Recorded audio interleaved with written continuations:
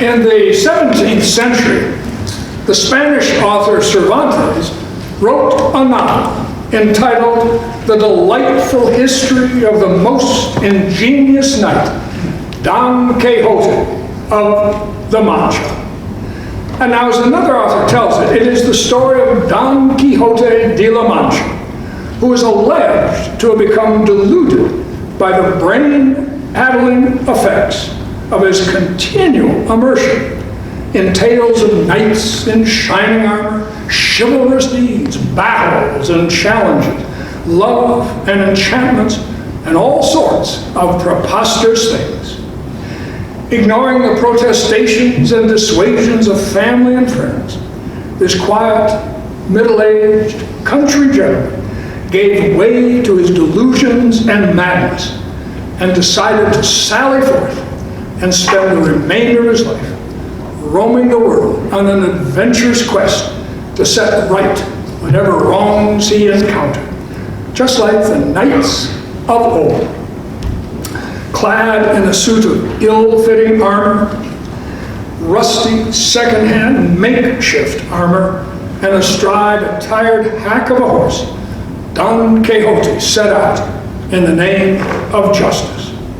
His mad quest was to live in the world as it is, traversed by man as he ought to be.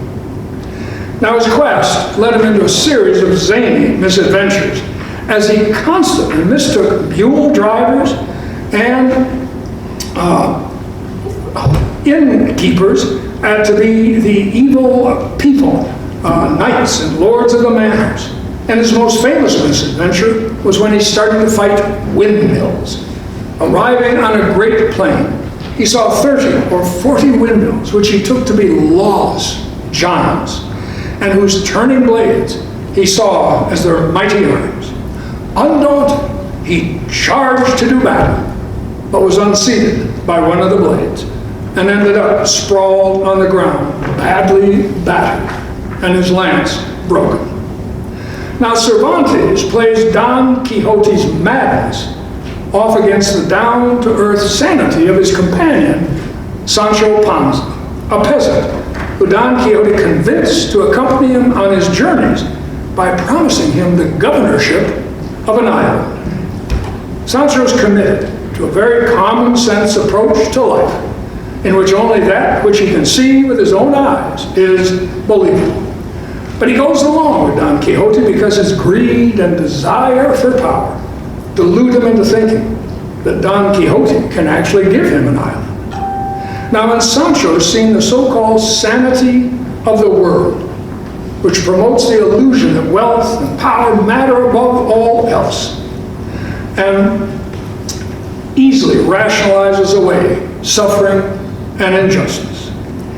Even though Don Quixote had a distorted view of the world and was following a preposterous quest, when the same desires of Sancho in the world are compared to the desire of Don Quixote, what passes for sanity comes off as rather meager and empty. Now, eventually, Don Quixote's family and friends prevail in bringing him back home and succeed in returning him to sanity. On his deathbed, he must endure the words of his deadly sane and pious housekeeper, whose view is, stay at home, attend to your affairs, go often to confession, and be charitable to the poor. And then comes the haunting words with which Cervantes concludes his story.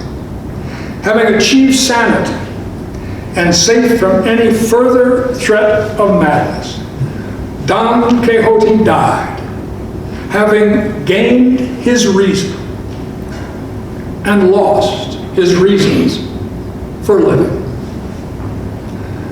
Don Quixote's quest was to traverse the world as it is, by man as he ought to be. And it is that mad quest of all things that came to mind today because of those scripture readings we heard. There is a similar madness at the heart of those readings. I mean, just consider for a moment. There's the prophet Jeremiah. His life threatened because he dared to take on the political and religious establishment of his day, dared to thunder against the injustices in the land, dared to confront the rulers and the people with their utter faithlessness, dared to speak the word of the Lord to them, dared to proclaim that Israel was about to be undone and go into exile. Jeremiah was seen to be a threat, a danger, mad. And to speak as Jeremiah did and do what Jeremiah did, he probably would have to be a little mad. And then there's James, saying that we must be peacemakers and stand over against the world and its desires if ever we are to have peace. Saying that there's no peace in our world or lives as nations or individuals because we just want more and more and more and are always at each other's throats trying to get more and more and more. Saying that we must follow the wisdom from above, which calls for gentleness and mercy and a willingness to yield rather than follow the wisdom of the world, which counts for self-centered ambition and grabbing whatever you can. That we can't be a friend of the world if we want to be a friend of God. James goes against what passes for sanity in our world. And his words seem to call us to follow a rather mad, preposterous quest, frankly.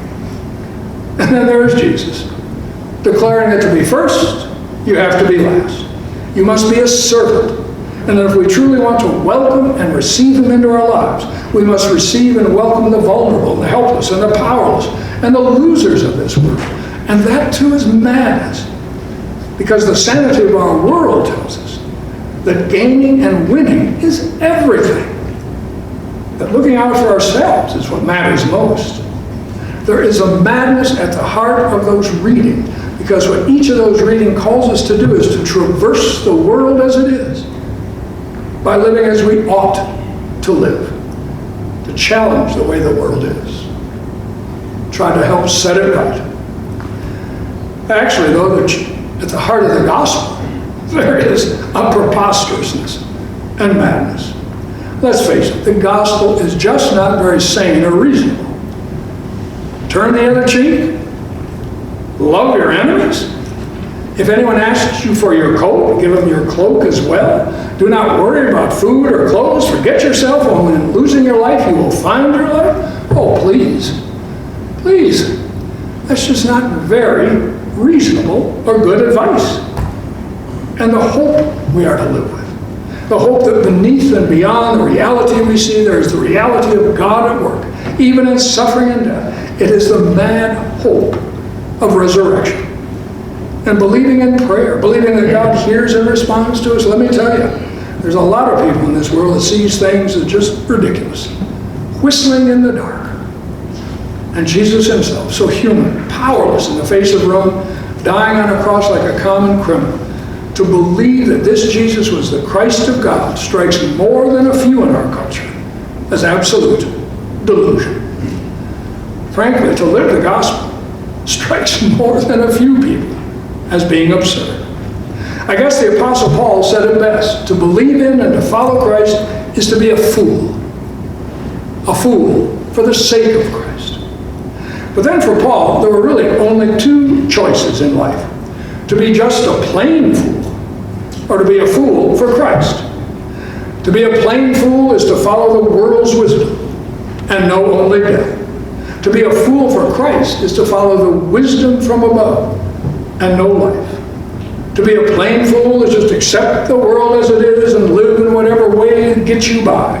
To be a fool for Christ is to challenge the world as it is and live as you ought to live. Now trust me, the world has more than enough plain fools. We have an abundance of those. But our world desperately needs are more fools for Christ. The world needs people willing to follow mad, preposterous quests. We need more people unwilling to accept that it's sane and reasonable for people to kill each other, or for children to starve to death, or for the elderly to die alone and unwanted. People who are willing to take on some rather impossible problems and still seek some solutions. People unafraid of being thought to be a fool. The great temptation is to reduce the gospel to little more than the pious admonition to stay at home, tend to your own needs, go to church. Oh, and yes, help some poor slob now and then. But don't overdo it. Don't do anything foolish. Don't risk being anything other than reasonable. The world just simply needs more fools willing to set out on some mad adventures. And that really is the hope of our congregation. Such foolishness. To be honest, I'm sure there are those who look at us and think that our vision of being a diverse, growing, vibrant congregation that welcomes all people and serves the hurting beyond these walls is neither sane nor reasonable, especially now, that the sane and reasonable thing would be to accept gradual decline, preserve what we can as long as we can, just serve ourselves until we die off. But the gospel calls us to something far different, to keep on the preposterous quest in which we keep reaching out, keep serving, keep trying to be Christ in this place. And yes, it'll lead to some mad adventures, seem foolish, seem like a delusion at times. But I have never been willing, nor am I willing now, to accept the wisdom of the world, which tells us that to be reasonable is to stick to small hopes and sane dreams and let it all just fritter away. And the people of this congregation have never accepted such wisdom either. This congregation was never expected to grow like it did, was never supposed to be able to welcome all the diverse people we have. It was never supposed to serve like we have. But then the reason this congregation did grow, still welcomes all, still serves, is because we have been continually blessed over the years with an abundance of fools. Fools for Christ. People willing to set off on some mad quests. And it will take people being foolish enough to keep giving of themselves. Even that's foolish when you think about it. Giving time or energy or money or ability to serve the Lord. That's not very reasonable or sane.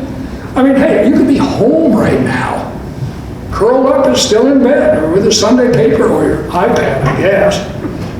And the time and energy you spend working in various ways, serving in various ways, you use that for other things.